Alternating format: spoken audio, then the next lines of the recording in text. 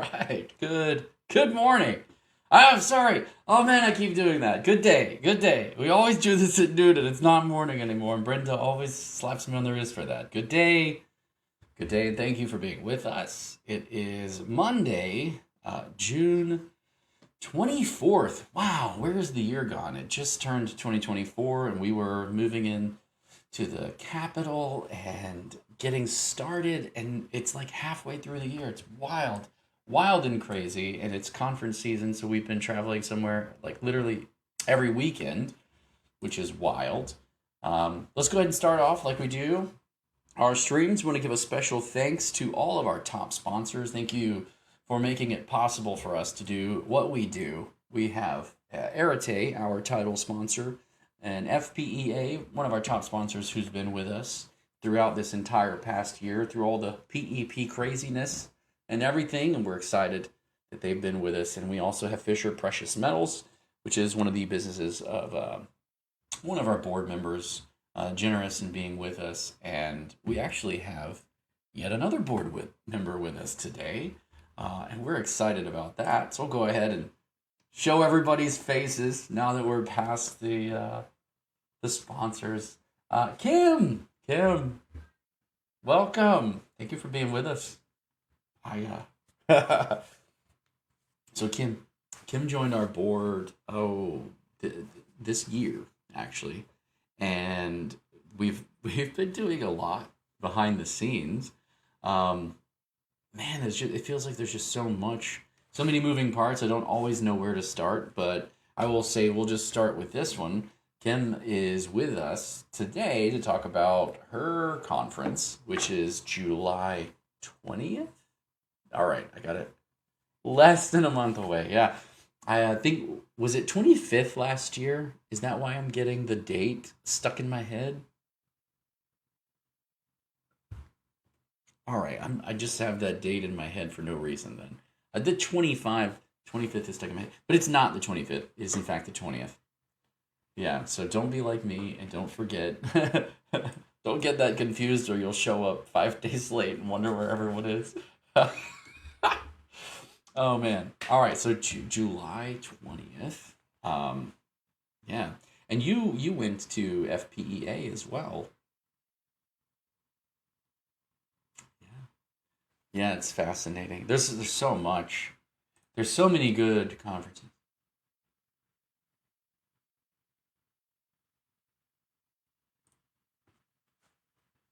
Right.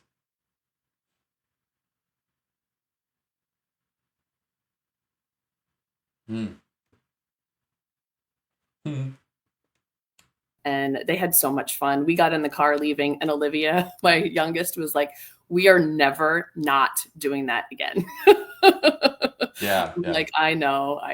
So it Well, was fun. It was a fun I feel experience as a rather family. dumb because you were talking and I forgot to turn your microphone on. So I heard Oh, everything you said. oh. It was a great conversation.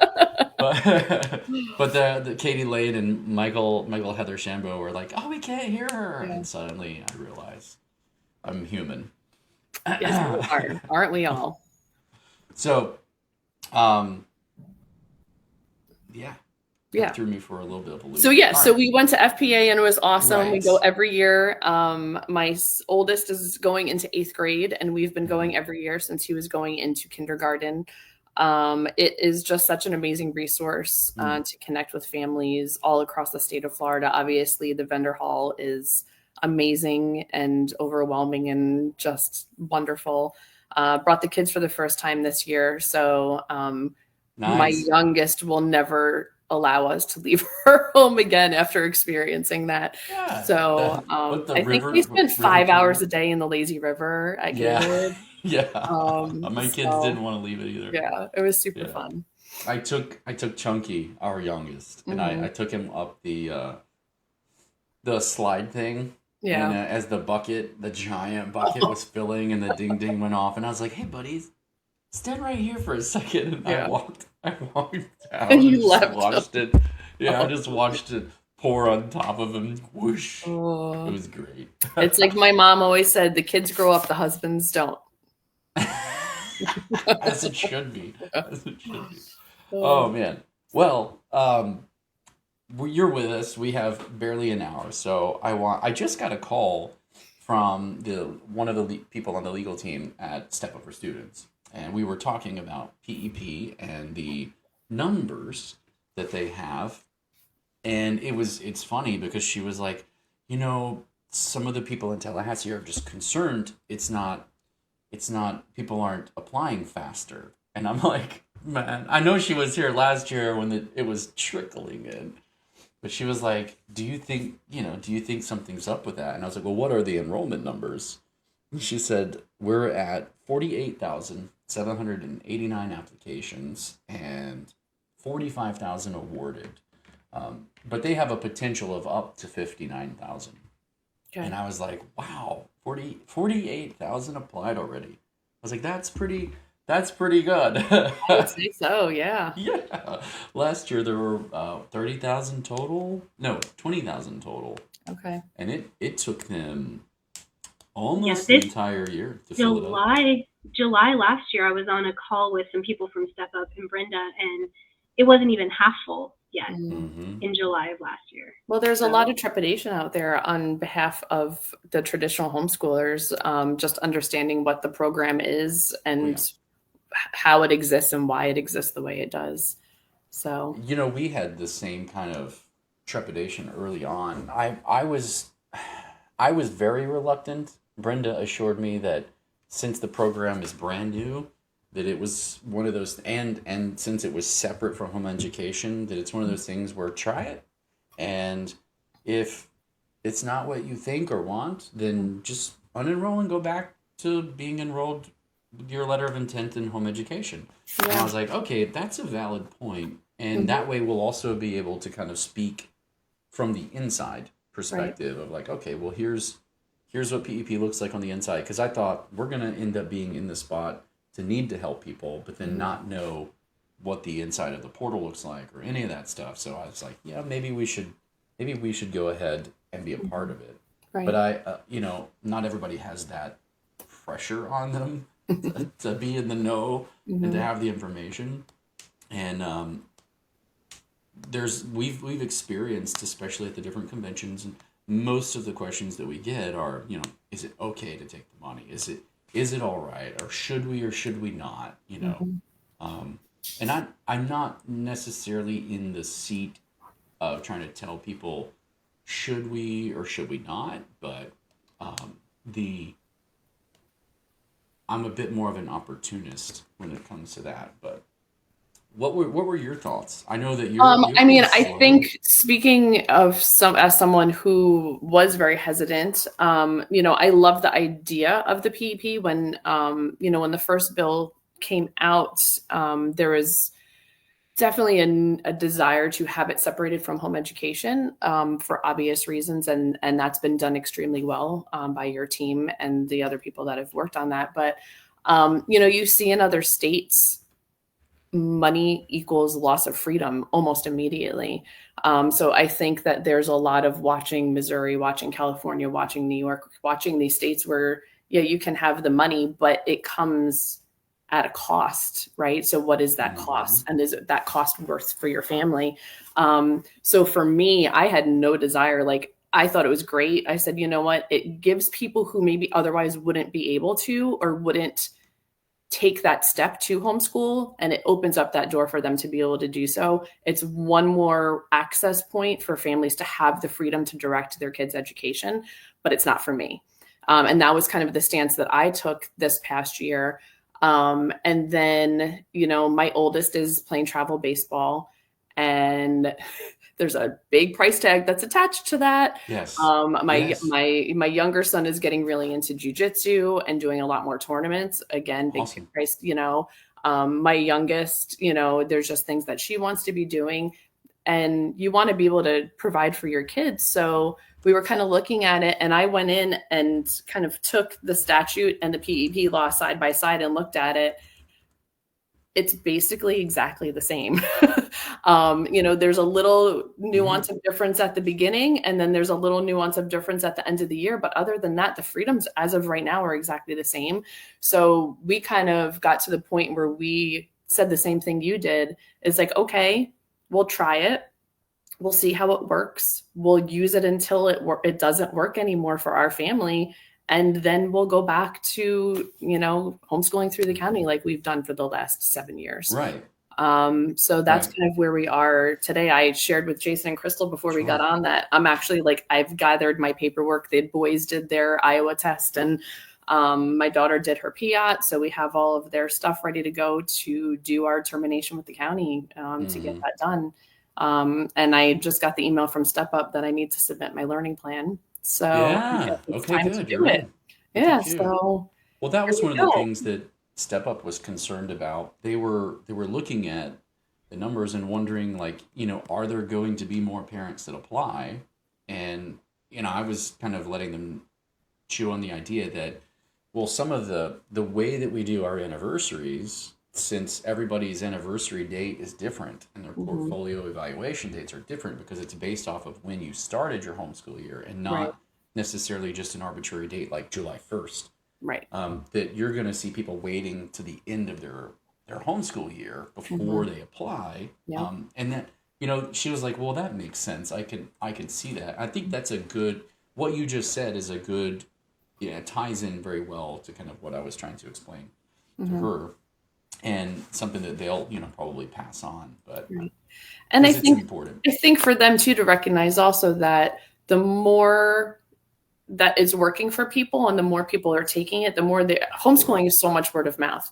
So by me sharing it with my group that I'm a part of and people hearing oh, Kim took the PEP, oh, I'm going to do it then, so you'll start to see that trickle down. And also, events like FPEA where people were able to connect with you guys and the team and get more information. And the conference we're doing this summer, we have several breakout sessions specifically geared towards understanding the scholarships. Cool. Jason and Brenda are going to be doing their keynote where I'm sure you guys will touch on it a little bit. Dina, who is another board member, is going to do a whole breakout session just digging into Step Up for students and the scholarships that are offered and just demystifying that whole concept of what that looks like. And then there's also going to be a Q&A available with the team from Home Education Foundation to dig in even more and get more questions answered. So hopefully even just that, and then people being together at the conference and talking with each other, it will help to dispel some of the fear surrounding PEP for those that have been around for a while and are wondering if it's something they should be doing. Because I know for me, taking that step to go to the county and submit a termination notice, it made me pause for a second, even though I understand fully why it's super important. And I am one of the people that was very loudly speaking that needed to happen. But it takes a minute, right? So really making sure people understand why it's that way and appreciate the fact that it's that way. Because if it wasn't, PEP would be a little scary, to be honest. Yeah, and also the fact that it's not permanent. If you decide later that PEP is not for you, you can resubmit a letter of intent. It's not a permanent termination. At any point during the school year, and that's something to keep in mind. I was speaking this past week in Monticello, and the one of the things that I said basically what you just said, which is that unenrolling and enrolling is a scary thing, but it's also very important that it has to be that way, because that is one of the things that does, in fact, protect home education is it's separate in statute. Right. Which is, it's the thing that we want, but it's also one of those scary ledges that when you get up to it, you're like, oh, is this the moment? Is this it? The tipping point, right? Right. Do I really want this money? Right. Yeah. So anyway, great conversation, and I appreciate that. We do have a question. Clive asked this actually through the messenger, so he kind of copy-pasted what we had talked about. I'll try to read it in a way that makes sense to everybody because it's in two pieces. But he was asking in the conversation about the electronic devices and the purchasing guide, whether or not electronic devices in this upcoming year will be reimbursable. And he was asking, if we could talk to somebody at StepUp and, things like that to make that so that we could do it. And I was trying to explain to him that it actually wasn't about the purchasing guide. This was about a matter of statute. So in the FESUA statutes for the Unique Abilities Scholarship, it actually mentions that there are digital devices and peripheral devices that those children need that the scholarship can be applied for. And that in the PEP, the FTC PEP statute, which is 1002.395, it does not list the digital devices. So the fact that the digital devices in statute were excluded from being specified in 395 for PEP, but they were listed in UA, there is I'm not a lawyer, so I'll lead with that, but I do know enough about this to say that there are rules, or they're not necessarily rules, but they're guidelines when reading statutes and in statutory construction. And it is, I'll butcher the principle, so I'm not going to mention it, but you could Google it. There's a principle that states that when statutes are written and things are specified, that things that are not specified are understood to be specifically excluded on purpose. So yeah, if I can just add to that, because he's in his comment, he's actually quoting what I had typed out in the forum. He's quoting my forum post. Yeah. So that was a conversation I had with Brenda where she was explaining this principle. Essentially, because the statutes for PEP were modeled after the UA statutes. So they literally took the UA statutes and then modified them for PEP. So the fact that they intentionally excluded those devices when modifying the statute from the original into the new version that would become PEP means that that exclusion was intentional. It's not that they constructed an entirely new statute from scratch. They took one, they modified it, and they intentionally excluded those from the list. So that's what that principle, statutory construction, that we're referring to in that post. That's how that applies in this instance. Yeah, and I'll butcher it real quick, but it's Latin, so maybe some of our homeschooling moms who teach Latin, maybe one of our CC moms can pipe in. Correct me here. Yeah, but it'll be unius est exclusio alterius. So it basically means the expression of the one thing is the exclusion of the other, and so the way that it's formed and written means that if it lists these things and does not list the others, that these things are meant to be understood as permissible and the others are meant to be understood as intentionally excluded. So because digital devices were mentioned in UA, but then the PEP scholarship was modeled after UA, but then intentionally excluded digital devices, it's meant to be read as intentional exclusion. So that will be something that we will be lobbying for, the expansion of PEP to include digital devices. I think that there is, within reason, a very real need for those things. We live in an age where AI, they're constantly passing laws. They voted on bills, even during the last legislative session, to spend money in the public school system to put subscriptions for AI tools and mentors into school classrooms, and there's just a constant need for digital art classes, literal, what do you call it? Technology literacy, digital literacy, like whatever you want to call it. There's a very real need. I know that I use, when people ask me what I use for like the digital art and the marketing stuff that I use, there is like 13 to 15 different softwares and platforms, and they have a unique origin point in the way that some of them are coded or built, but the need to just understand the basics in all of this stuff is very real. We live in an age where it's like breathing or swimming, that you kind of need exposure. Yeah, I mean, not to mention all the classes that are available through virtual options that if a family isn't able to afford a computer, is limiting them from being able to utilize those virtual options for classes. And that's true also, too. Digital devices like printers and things are currently excluded under that as well. And that's something every homeschool family has to print stuff, right? So if your printer dies and you can't buy a new one, So these are all things that we brought up in discussion this past legislative session, but it just ended up not being the issue we could push because we had to focus so much on preventing additional restrictions. Yeah, there were several things during this legislative session that we were looking to accomplish, and what ended up happening is a lot of the other things that we were looking for were expansions on opportunities and rights, and none of the issues were being met with restriction except for PEP, and very specifically the equipment for the electives.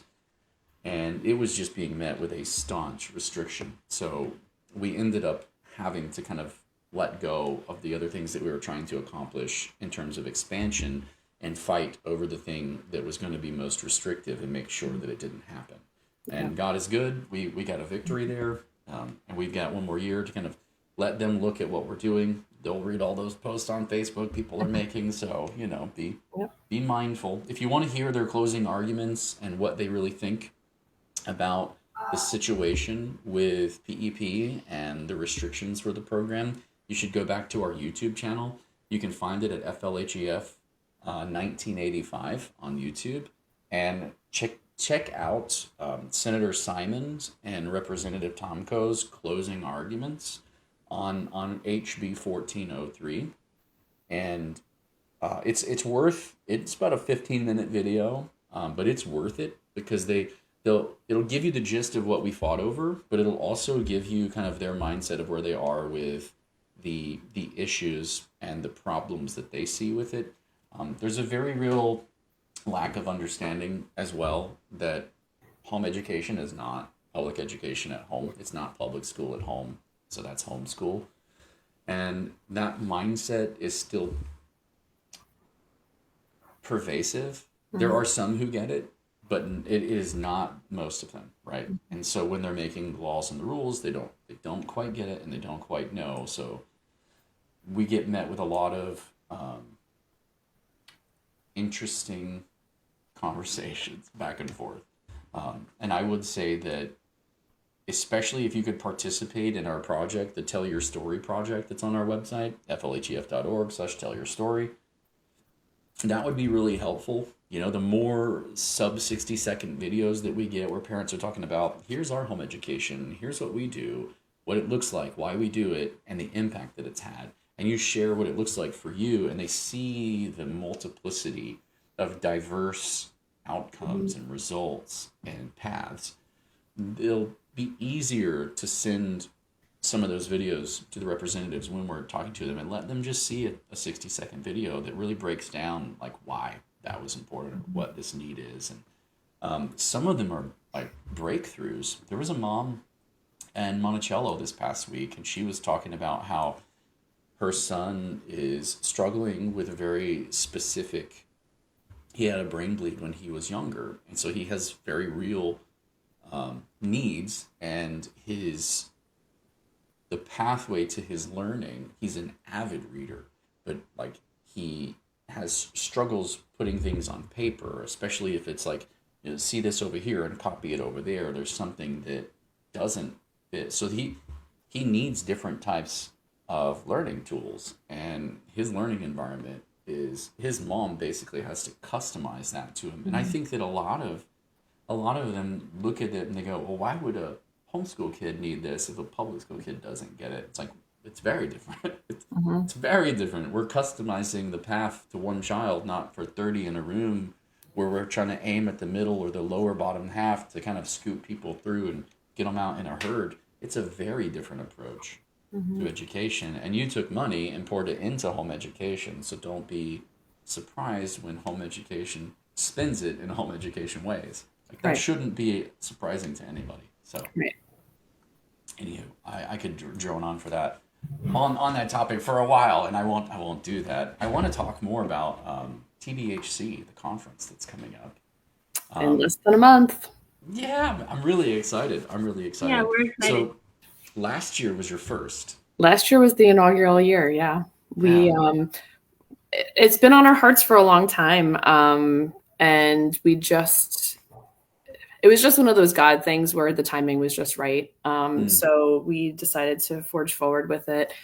We really wanted to have a space where Home Education Foundation could get center stage and really get your faces and your work out to the public so they can really get to know you and see what you're doing.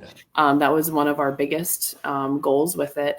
And the other reason is because Tampa Bay is one of the largest homeschool communities in the state of Florida. I mean, Hillsborough County is the largest in the country, you know? Yes. So for us to be able to come together as a community is really what our goal was. And for new moms who are coming in that are thinking about it, moms that have been around forever, veteran homeschool moms, for them to have a space where they can come together, for curriculum providers and special needs service providers and all of the people that are involved in home education, and just to have a space where they can intersect and have that collaboration happen. So we put this together. My big God number was 500 attendees. Everyone told me I was crazy. First year, don't get excited. And we had almost 800. Wow. So Look at you. it was it just showed us the need though. But it showed the need, right? Yeah. People want to connect with each other. People want to meet other people who are doing what they're doing, and there's a validation that comes from it, right? Like we're not out there doing it for our own glory, but it's really nice to have someone come alongside you and say, what you're doing is hard. I get it because I'm doing it too. Or, you know, a personal example, my daughter has dyslexia and what we're doing for math is not working. We have been hitting a wall. And through conversations, I was able to find another curriculum that's going to better fit her needs, you know? Nice. And there's so many stories like that. You know, we joke around, like our event info booth, our team members that were working our event info booth at the conference, they said they were basically like therapists for the entire, they were there just comforting and helping to eliminate fear. And, you know, I get that. So to be able to provide that is just a really cool thing. Take a deep breath. Yeah. Right. You know, and I was talking with Leilani Melendez. She does Living with Eve YouTube channel. So we were talking a while ago and she was saying it's cool to have a conference where it's all people from your own community, because there's connections that, you know, you make it at the conference that then 6 months later, it's like, oh, right, I met that person. Let me connect with that person. And they're still local, right? They're still local. So you're able to, like, as the need comes up, or if you find out someone who needs something, you're able to make those connections. So that we really tried hard this year to make sure our exhibitors are for the people that are local, you know, because for that very reason. So that's I know. Last year, I know there were a lot of new to homeschooling families that I spoke to. I don't know, you know, in general, I don't know if maybe they were just all coming to our booth, but a lot of new people who were just like, I am brand new. I'm just here to kind of figure this out and see. And they were just in awe of how much there is in the Tampa area, how many people are homeschooling, how big of a community it is, how many resources there are. Mm-hmm. And so I think that's amazing that you're showcasing that, because the Tampa area really is rich with resources for homeschooling families. Yeah. And because of that, I find that it also can be way too overwhelming because there are so many resources. One of the analogies that I've been giving to some new moms that I've been talking to, like they're looking around and they're wanting to do all the things, right? And it's a really dangerous place to be in. So, you know, it's like you're going to cook dinner, right? So do you go to your pantry and just empty your pantry into a pot and call it dinner? Or do you stop and think about what you need to feed your family and only use those ingredients, right? It's like that concept. But if you don't know the recipe, you don't know what ingredients to pull. So the conference is a place where you can kind of start to learn what each thing is, learn about what your kids need based on personality and learning style and special needs. And that's a really good analogy. And it helps people be able to kind of put together that recipe for a successful homeschool. And you're right, Crystal, based on the feedback we got, the people who have responded to our surveys, we were right about half were brand new homeschoolers who had not even attempted homeschooling yet. That's crazy. Wild. Yeah. So we were at some of the conferences we've recently been at, we get questions all the time. And recently there was this gentleman, I was listening to him talk about how they're beginning, or they're thinking about beginning, and he's overwhelmed. Two of the dads were. We actually had like a dads group, which was interesting, and I just kind of sat in and participated a little bit, but they were overwhelmed, and they were just like, I don't know how to be the teacher and do this and do that and all of these things. And I was like, take a deep breath. Right. You don't have to be all the things. Right. Yeah. You don't have to do all of that. Yeah. There's not that kind of pressure on it, and people don't get that until they start, and they start alongside somebody who's been there, and I think that's one of the great things that these conferences provide, is that mix of people who are on the path and been there to people who are new to the path and can kind of mesh. So let me ask you a question then. Yeah. What do you have by way of new to homeschool workshops or information or stuff? So many. I'll start by saying that whether you're brand new or you've been homeschooling for a long time, our schedule, the program actually went to printer, so it will be posted on the website by the middle of the week. My goal is tomorrow, but give me till Wednesday. So, I mean, we have things. We have Kimberly Tucker, who so many people in Tampa know Kimberly. She owns the Homeschool Hive, which, believe it or not, is the only store in the state of Florida for homeschoolers. Wow. I don't even understand how that's possible, but that's her. She's doing her Homeschool 101. Angela Sarabia was one of our speakers last year that, packed the house out every time she spoke. And she has been homeschooling longer than me. Just an incredible resource. She's doing a homeschool survival kit. She's doing that twice, actually. A few of the bigger ones we're trying to do twice. And cool. Then she's also doing like a day in the life of a typical homeschooler. What does that look like? How do you choose curriculum? How do you decide what your philosophy even is? And then we have Rachel Good, who is anyone in the Tampa area knows Rachel.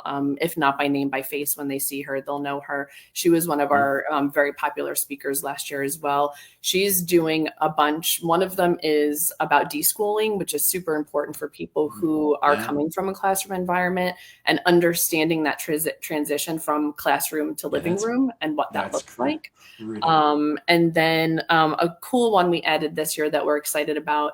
We're finding more and more people are pulling their kids out of school at older ages. So, that anywhere from like 5th to 8th grade, is when a lot of people are really pulling their kids out.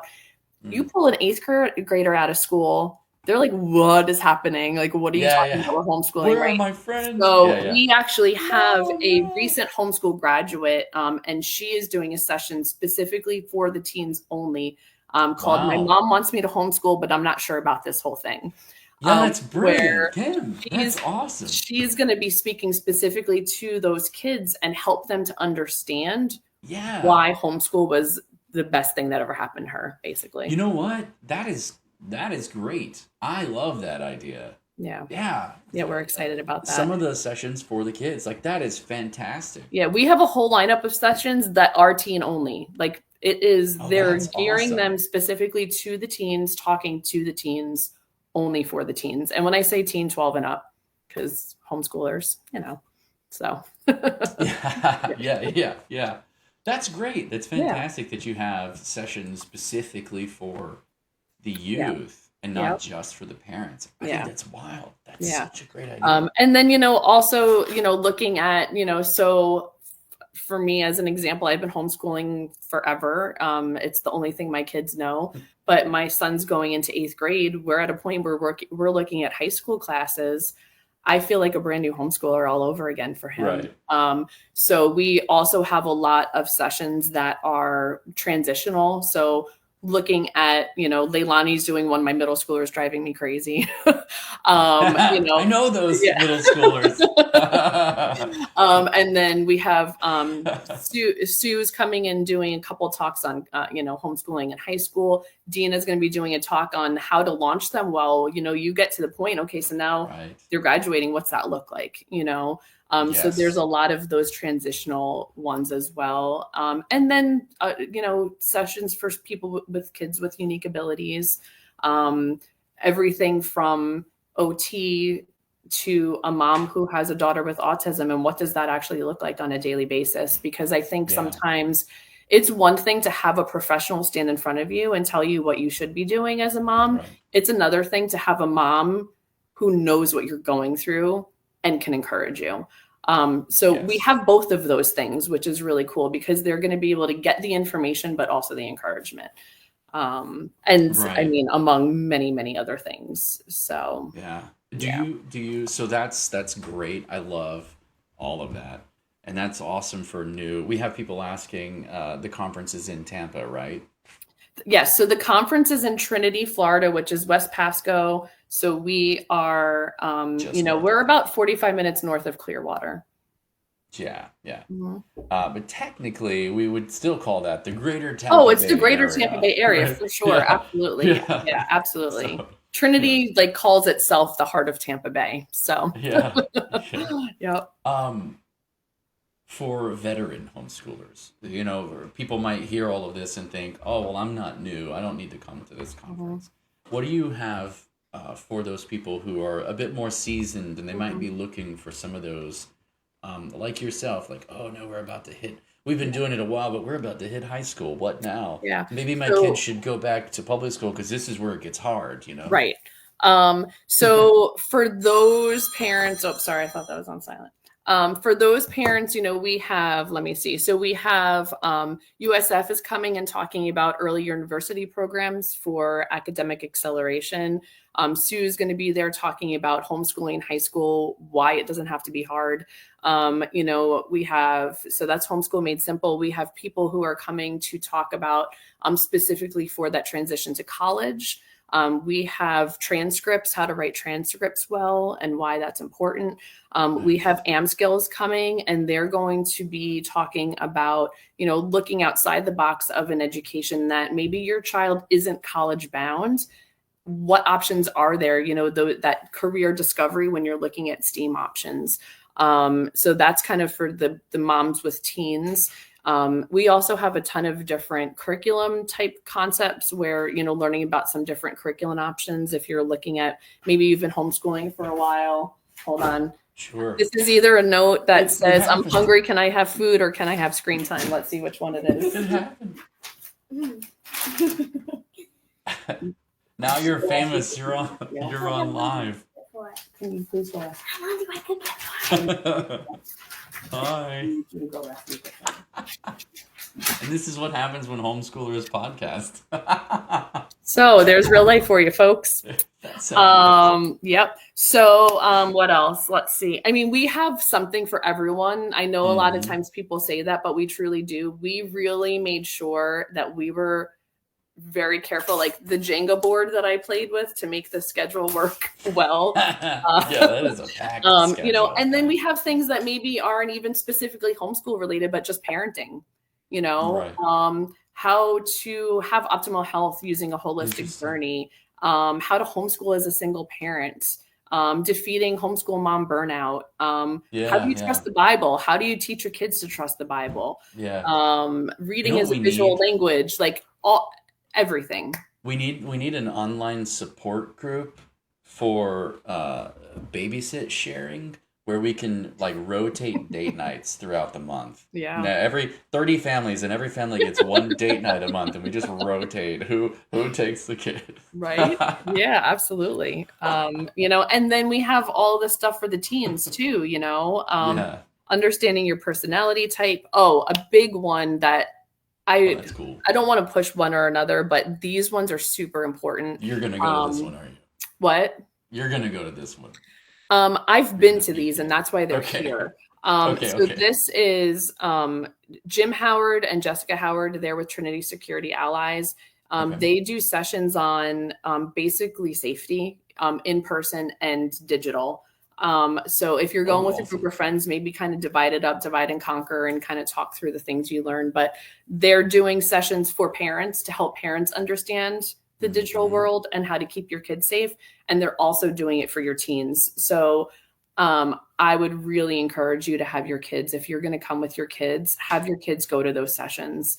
They're super important, you know? Yeah. And then we have some like leadership and entrepreneurship.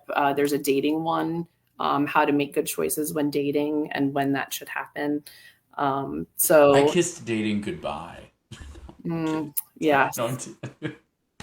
We won't go back to the 90s. I'm good. I'll stay right here. I just spent a week at middle school camp, so now you understand why they tried to kiss dating goodbye. So yeah, for everyone, we have been getting a lot of questions about the sessions. Like I said, it is in the program, and the program is going to be posted on the website, I'll say by Wednesday. So are you going to be recording any of these? Because I know that parents might listen. Yeah. Okay, so we are. Our goal is to have that happen by next year. Okay. But for this year, if you're listening and you're a friend of someone who might be wanting to go, that right there is probably the biggest sense of urgency I guess you could give about them, is that this year at least they're not being recorded. So if you want to benefit from them or be there to see them or experience them, be there or be square. Yeah, be there. Yeah, and bring a friend so they can go to the ones that you can't get to if you're in something else. Conferences are always better in a group because you can divide and conquer. Because there will be multiple sessions at one time you're going to want to go to. We did our best to like space out, looking at, if as a new homeschool mom, as a high school homeschool mom, but there's just so many good ones. It's going to be really hard to decide. Yeah. Are awesome. And we also are offering again the lunchtime Q&As. So there is going to be a break. We strongly encourage you to stay on campus for lunchtime. Our food vendors that we're going to have there, we have a variety, chicken salad chicken, hot dogs, and the Mexican place that's located right next door. Yeah, really good stuff. And there's another one I'm forgetting. But every single one of our food vendors, including the coffee shop that's on site, has agreed to donate 10% of their sales directly to HEF. That's fantastic. So I just want to say the more you eat and the more coffee you drink, the more you'll support HEF. Yes, come and imbibe and eat, drink, and be merry. Yes. I just want to say thank you. Last year you made a contribution afterwards to HEF, and the proceeds from, you did that last year, and you're doing it again this year. And there are some places that we go where people don't even know who we are or the work that Brenda has done over the last 40 years. And I just want to say thank you. It's people like you who have your vision and bringing it together to help support us that really kind of help us be able to do what it is that we're doing. Without the support of people like you, and it doesn't necessarily have to be that everybody throws a big conference, but since you're putting that kind of focus on it and helping us get important information out and helping us find the support that we need, it's going to help us be able to keep doing this in the future. And it's not lost on me that I don't think without people like you and Dina and Sue, these kind of ambassadors in these particular areas that really push and help us get the word out as often as you do, and with every beat that your heart takes, it's like it's beating for us as well. We appreciate that thoroughly, and it's only because of you and the parents who donate directly to our page and things like that we're able to do the work. It is a ton of work. I don't know that people realize how much work behind the scenes. Like, session happens and then it's over, but Clive had his question today about digital devices. That's a thing that's in the works, and it's happening behind the scenes, and we're having conversations. I have to get off of this call and be on another call at 1 o'clock. And there are so many conversations throughout the week with different people, district leaders, representatives, senators, yeah, all spread throughout. There are other lobbyist organizations that we connect with where we find overlap, where we try to find these concerted efforts, and it is a full-time job or more than that behind the scenes, while meanwhile having to do other things. So being able to devote full-time attention to it is only possible because of the support of you and Dina and Sue and the larger sponsors that we have, but also those families that really hear from us at your conferences and get to experience the history and the need and the reality as we move forward. And when they see that and it kind of clicks, and you can see it kind of click in their eyes, and their heart goes, you know what? Yeah, we want to support that. It is only because of y'all and those supporters that we're able to keep doing this so important work. I mean, every homeschool family in the state of Florida should be contributing towards the work that you guys are doing. I mean, think of it like a tax almost, right? I mean, it's the work you do allows us to be able to homeschool our kids and have the freedom, education, whatever it looks like, whether it's PEP, traditional, umbrella school, even, you know, private school, even, you know, I mean, if that's what works for your family, we have the freedom to do that because of the work that you're doing. So it's super important, you know. Well, we appreciate the platform that you've built and that you lend to us, and we appreciate the space that you make for us there to be able to relay that message. It's hard enough to do the work. It's even harder, I think, sometimes to get the message out. And you're very, very helpful with that. But then also the support it's phenomenal. And I just want to say thank you. So, well, thank you for what you guys do. Yeah, absolutely. Well, I think we are closing in on our time, and I have to get ready for the next call. Before we go, I will say tickets sales is only until July 10th. Ooh. So it's coming close. You will be able to register on site, but you're going to pay more for it. So get your tickets. Registration is for family, grandparents, kids that live at home with you. You don't need tickets for little ones, just the 12 and up, because they'll be going in sessions. But get that registration in because, time's coming up soon. Very good. Yeah. Yeah. And we'll be there. Yeah, get that. That's what, 16 days. So you have a very limited. Close. Yep. Yeah. So share this video, share this podcast, let them know what they're going to be able to dive into and what they might be able to experience, and share that. Yeah. Especially if they're new, you know, be great. Someone says, we wish we'd have thought of the divide and conquer idea back in the 80s, but it can work in our families of 12 children. So thanks for the thought. Yeah, that's great. And then again, back then, HEF was expensive to join. Wish we had thought of. No, HEF has not had a membership. Wish we had thought of it as a ministry, because every dollar would have counted. It does in fact count. Yeah. And I would say HEF hasn't had a membership. Other places have had memberships, but Brenda has, you know, she wouldn't toot her own horn, so she just kind of did the work, and it was almost up to others to kind of help her get the word out. Right. And when I came on, I kind of helped revamp the website and things like that. You can find, if you're interested in supporting, flhef.org/support. We've made it very easy for families, $5 a month. You know, that's less than a cup of coffee at Starbucks now. Starbucks is expensive. And we'll do more than that cup of coffee with that $5. $10 a month, $25, $50. And for vendors, I was actually talking to one of the regionals at FLVS, because they have a marketing department that has been trying to reach families throughout Florida. And I was like, well, you can advertise on our website, right on our recognition wall, and show support for homeschooling freedom. And we have a package that's $100 a month.